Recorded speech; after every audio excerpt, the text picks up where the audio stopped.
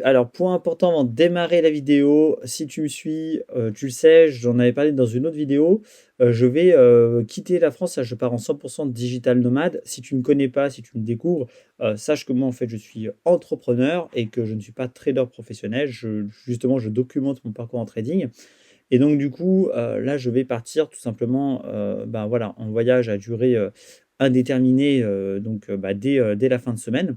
Donc du coup, en termes de rythme de vidéo, je ne sais pas du tout et je ne pense pas clairement que je pourrais en faire une, quasiment tous les jours comme je fais, actuellement. Donc si dans les prochaines semaines, tu vois, enfin même dans les prochains jours, tu vois le rythme de vidéo baisser, c'est complètement normal, d'accord? C'est tout simplement parce que je serai plus, voilà, je serai plus dans un lieu, chez moi comme ici à pouvoir tourner, tranquillement les vidéos. Donc, il y aura beaucoup plus de, voilà, d'incertitude sur le rythme de vidéo, bien que, je vais essayer de tout faire pour au moins, si j'ai pas le temps de faire des débriefs quotidiens comme je le fais ici, faire des débriefs hebdomadaires, sur, la semaine de trading, d'accord? Donc vraiment, pouvoir continuer de documenter le parcours de cette manière-là. Si jamais je m'aperçois que j'ai fait un peu plus de temps ou plus d'opportunités de pouvoir garder un rythme plus soutenu, je le ferai également. Donc voilà, pour l'instant, j'ai pas de certitude sur le rythme que je vais avoir. Simplement, ne t'étonne pas si d'un coup tu vois moins de vidéos, ça sera normal, ça sera surtout pour des raisons logistiques. Donc du coup, aujourd'hui, donc analyse de la journée. Alors en fait, la particularité, je suis en fait encore en trade. Donc bon là, à l'heure où je tourne cette vidéo, il est 1 heure du mat bientôt. En fait, j'ai encore un trade là que je vais laisser, overnight tout simplement, parce que, je me suis protégé, ABE et donc bah, voilà, j'ai plus rien à perdre sur cette position et que, bah, je pense que mon mouvement est largement jouable encore. Donc on va regarder ensemble la journée de trading. Comme d'habitude, moi, avant de commencer une journée, je trace mon daily high, mon daily low. Si tu me suis régulièrement, tu sais que j'aime bien fonctionner comme ça.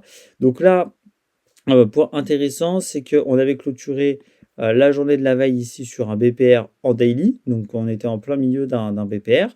Donc là, toutes les positions étaient possibles.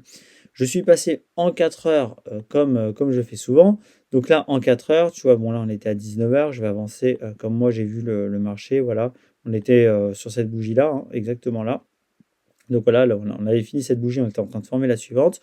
Donc moi, en 4 heures, j'avais ça.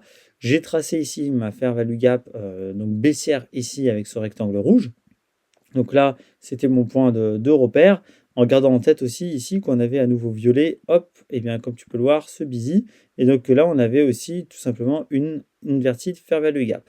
Mais là, ce qui m'intéressait, c'était ce dernier CB qu'on avait fait là et qu'on venait de taper. Donc là, en fait, il y avait plusieurs interprétations possibles. Soit on avait une vision macro et on se dit que là, finalement, en daily, si je prends tout simplement mon Fibonacci ici en daily sur cette dernière impulsion, on est venu retracer les 0,5, on n'a plus de fair value gap à retracer, on les a toutes faites. Donc du coup, on peut potentiellement continuer le mouvement baissier. Soit on prend une vision à 4 heures et on se dit, bah, en fait, là, tout ce qu'on vient faire ici, c'est qu'on vient, donc si je prends Fibo, en fait, ici, on revient tout simplement sur les 0,618 et potentiellement, on va repartir ensuite à la hausse. C'est aussi une possibilité parce que là, voilà, on avait fait un mouvement haussier. Là où j'ai des doutes quand même sur le fait que ça soit ça, c'est que tu vois, on n'est pas venu casser ici vraiment cet ancien plus haut. Donc ça, en fait, ça peut être interprété tout simplement comme du complexe pullback. Et dans ce cas-là, si on interprète ça comme du complexe pullback, la lecture juste à avoir, c'est la même qu'en daily. C'est plutôt de se dire, ok, bon, bah, ma vraie dernière impulsion avec des belles bougies, tu vois, d'inducement comme ça, avec des fair value gap, bah, c'est celle-ci.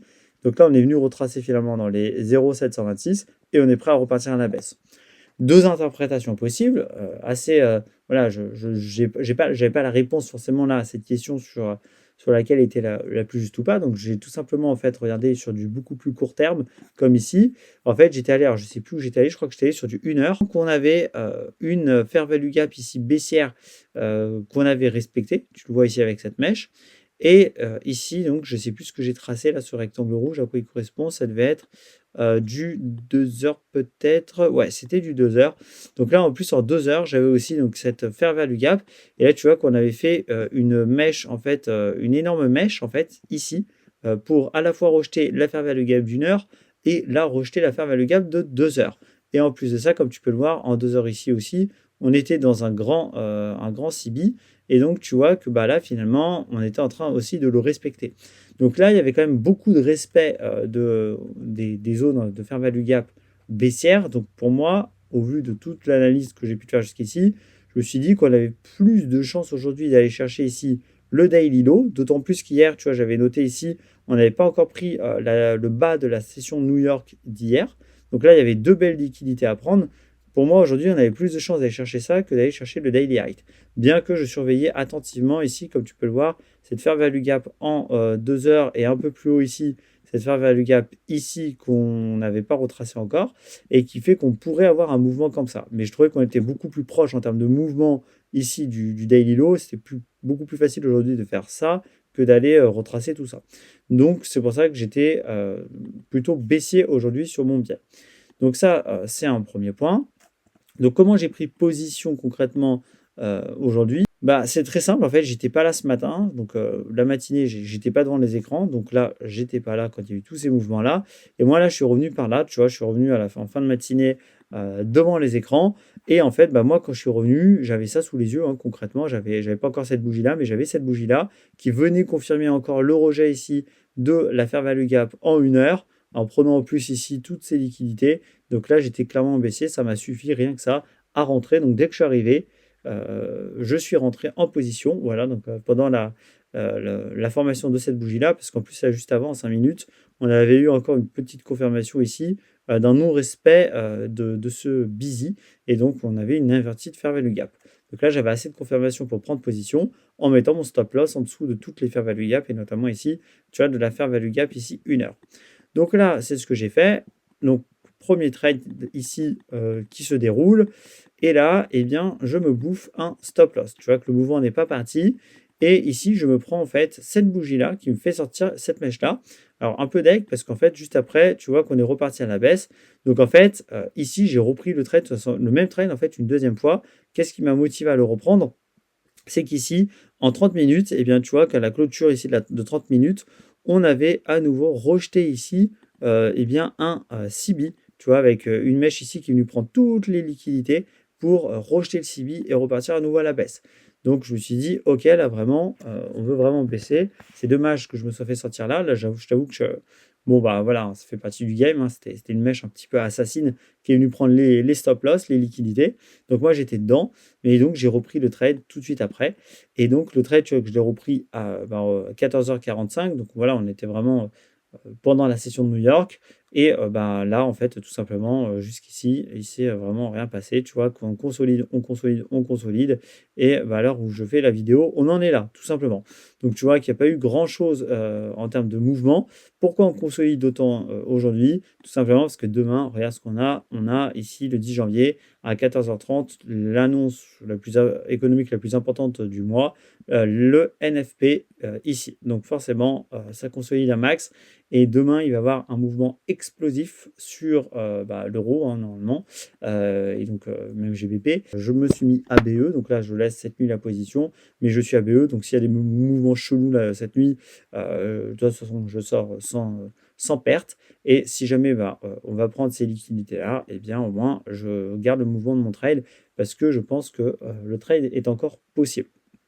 Donc voilà pour aujourd'hui. Donc actuellement, voilà, je suis toujours, j'ai pris un stop loss quoi et un trade en cours actuellement. Donc on est à moins 7% sur le compte de la propre firme, mais avec un trade en cours qui n'est pas résolu.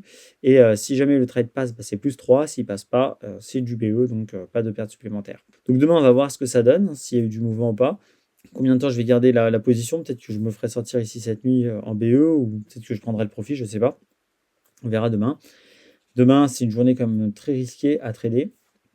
NFP, c'est très aléatoire, donc on verra s'il y a des signaux qui peuvent être intéressants et qui peuvent donner des indices sur la direction du NFP.